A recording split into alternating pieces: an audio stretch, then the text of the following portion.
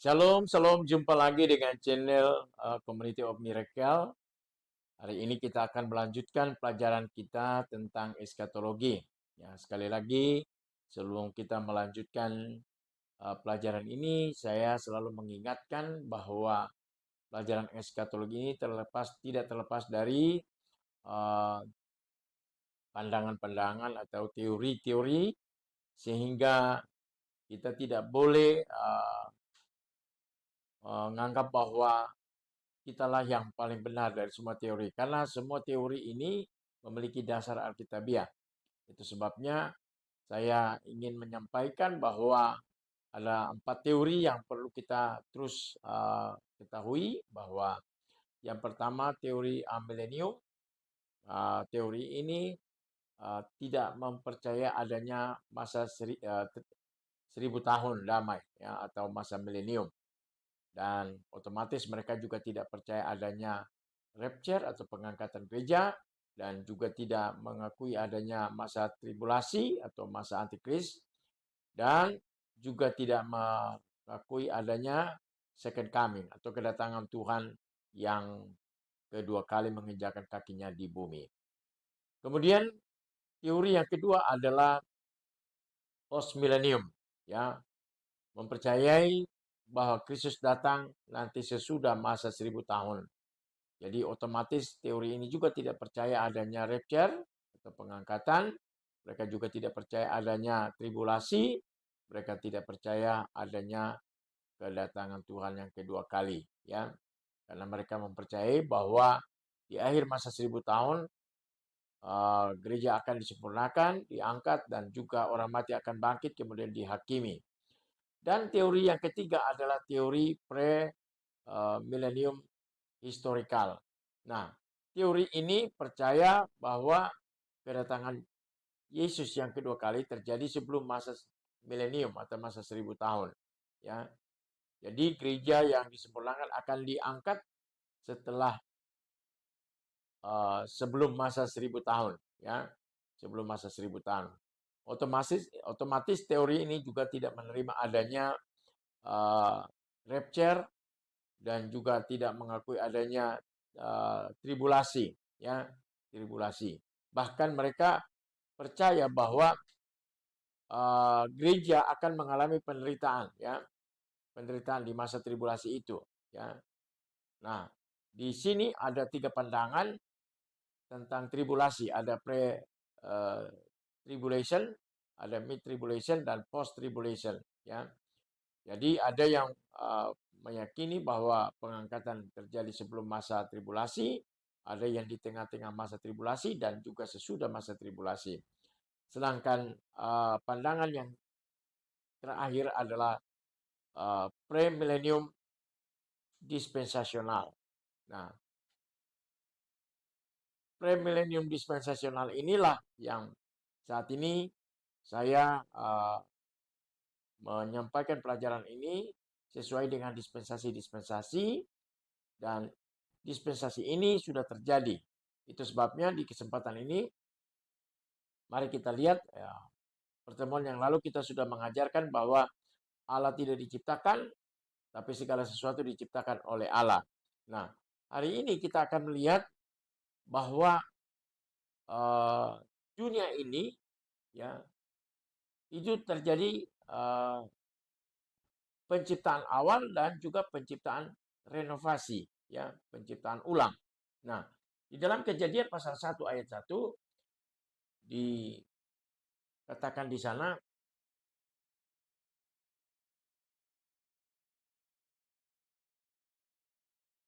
Kejadian pasal 1 ayat 1,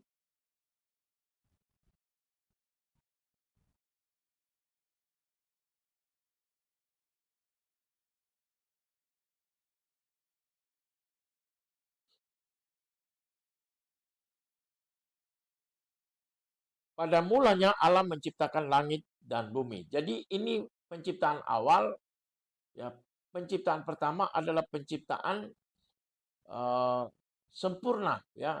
Penciptaan sempurna. Semua alam semesta diciptakannya oleh Allah, ya.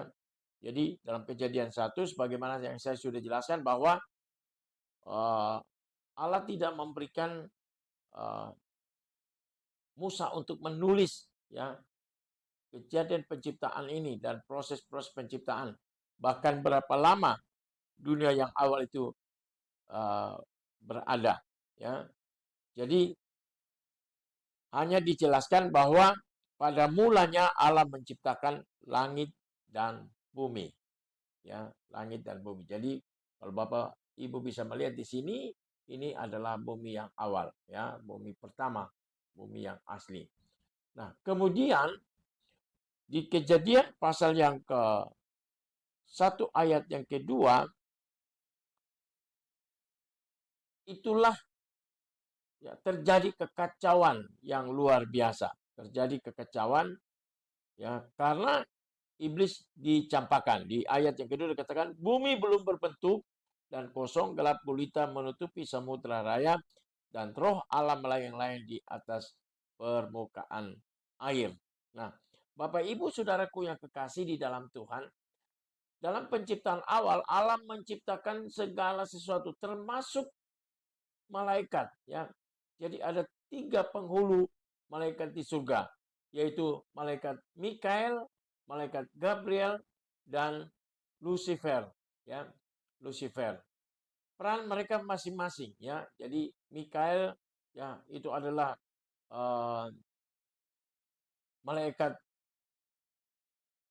yang sebagai penghulu malaikat perang. Kemudian Gabriel adalah malaikat yang memberikan jawaban-jawaban kepada permohonan anak-anak Tuhan atau orang percaya. Dan Lucifer adalah malaikat yang melayani Allah di surga. Nah, tetapi karena kesombongannya, ya, karena tinggi hatinya, maka Lucifer dibuang, dicampakkan ke bumi. Nah, di dalam Yehezkiel pasal yang ke-28 ayat yang ke-14 jelas dijelaskan di sana bahwa kedudukan Lucifer itu paling mulia. Ya, ayat yang ke-14. Kuberikan tempatmu dekat kerub yang berjaga. Di gunung kudus Allah engkau berada dan berjalan-jalan di tengah batu-batu yang bercahaya-cahaya. Jadi kedudukan Lucifer di surga sebelum dia jatuh di dalam dosa, dia adalah malaikat pelayan ya yang melayani Allah ya, melayani Allah. Jadi malaikat Lucifer adalah malaikat yang tahu persis ya, tahu persis ya kebutuhan Allah ya. Yaitu Allah ingin dipuji, Allah ingin dimuliakan, diagungkan ya. Dan pekerjaan dari Lucifer adalah melayani Allah. Namun karena kesombongannya maka Lucifer dicampakkan. Nah, Bapak Ibu Saudaraku yang kekasih di dalam Tuhan, Bapak, ketika Lucifer dicampakkan, maka bumi dikatakan di dalam Kejadian pasal yang ke-1 ayat yang kedua, bumi campur baur ya. Bumi belum berbentuk, kosong, gelap gulita menutupi samudra raya dan roh Allah melayang-layang di atas permukaan air. Jadi terjadi campur baur oleh karena Lucifer dicampakkan ke bumi ya. Nah, ini Bapak Ibu bisa lihat ya apa yang di dalam gambar ini, bahwa dia tadinya melayani Allah di surga, tapi karena kesombongannya, karena tinggi hatinya, maka dia dibuang ya, dicampakkan ke bumi ya. Di dalam Yehezkiel pasal yang ke-28 ayat yang ke-14 tadi, katakan ya,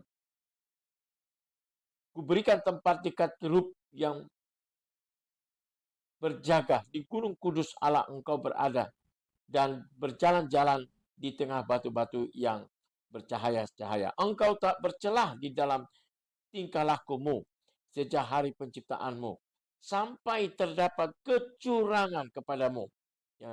Dengan dagangmu yang besar engkau penuh dengan kekerasan dan engkau berbuat dosa, maka kubuangkan engkau dari gunung Allah, dan kerub yang berjaga membinasakan engkau dari tengah batu-batu yang bercahaya. Engkau sombong karena kecantikanmu, hikmatmu kau musnahkan demi semarakmu. Ke bumi kau kulemparkan, kepada raja-raja engkau kuserahkan, menjadi tontonan bagi matanya. Dengan banyak kesalahanmu dan kecurangan dalam dagangmu, dan engkau melanggar kekudusan tempat kudusmu, maka aku menyalakan api dari tengahmu yang akan memakan habis engkau, dan kubiarkan engkau menjadi abu di atas bumi di hadapan semua yang melihat. Semua di antara bangsa-bangsa yang mengenal engkau kaget melihat keadaanmu. Akhir hidupmu mendahsyatkan dan lenyap selamanya engkau. Jadi Bapak Ibu Saudaraku yang kekasih, oleh karena kesombongan, ya, merasa diri cantik, ya, memiliki hikmat, maka Lucifer ingin menyamai Allah.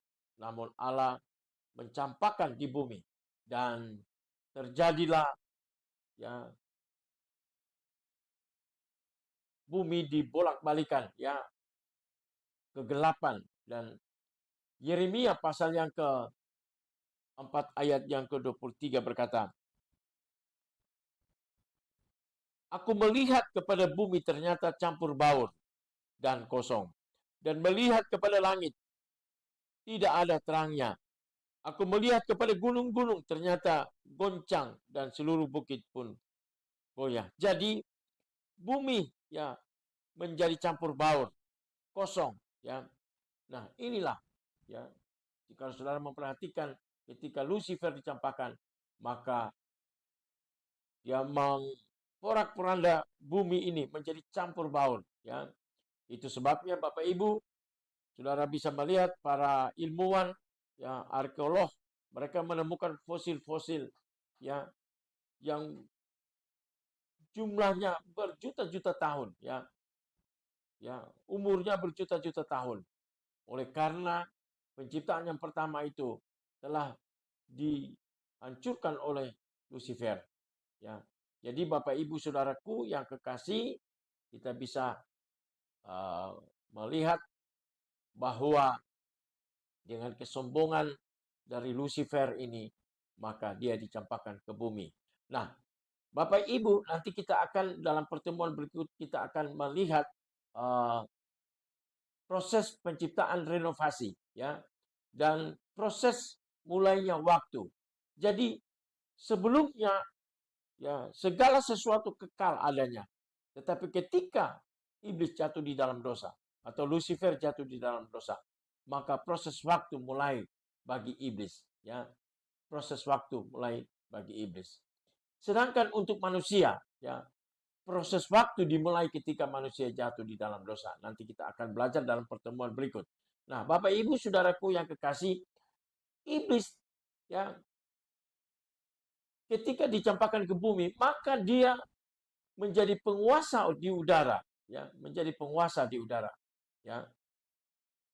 Jadi bumi ini dikuasai oleh iblis, ya, sebelum Kristus datang. Dikuasai oleh iblis. Ya. Jadi iblis berkuasa atas bumi ini.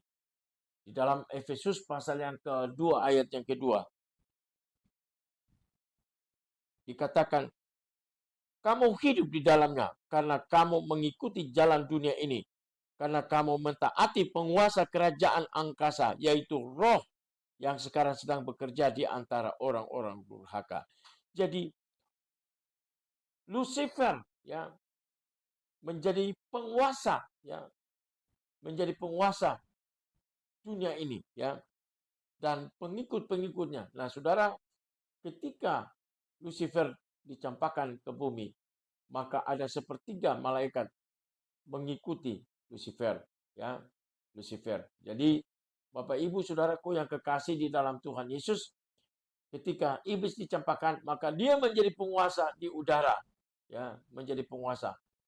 Efesus pasal 6 ayat yang ke-11 dan 12. Kenakanlah seluruh perlengkapan senjata Allah supaya kamu dapat bertahan melawan tipu muslihat iblis. Karena perjuangan kita bukanlah melawan darah dan daging, tetapi melawan pemerintah-pemerintah, melawan penguasa-penguasa, melawan penghulu-penghulu dunia yang gelap ini, melawan roh-roh jahat di udara. Jadi setan dengan segala pengikut-pengikutnya, mereka punya struktur ya kelembagaan yang lengkap ya. Ada pemerintah-pemerintah, ada penguasa-penguasa, ada penghulu-penghulu ya. Mereka menguasai udara, menguasai ya bumi ini. Jadi Bapak Ibu Saudaraku yang kekasih, ya kita tahu bahwa pekerjaan iblis adalah menghancurkan. Yohanes pasal 10 ayat yang ke-10 berkata,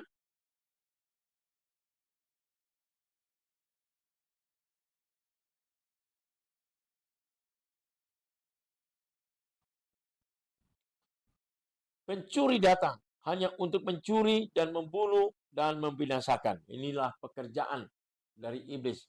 Jadi pekerjaannya adalah mencuri, ya, membunuh dan membinasakan. Ya, jadi kita harus menyadari bahwa pekerjaan iblis adalah pekerjaan ya yang membunuh, membinasakan ya umat Tuhan. Yang menguasai alam semesta ini. Ya. Di dalam Yohanes pasal yang ke-12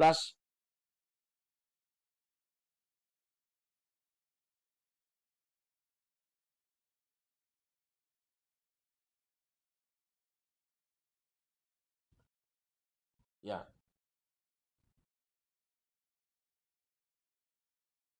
Efesus pasal yang ke-14 ayat yang ke-30.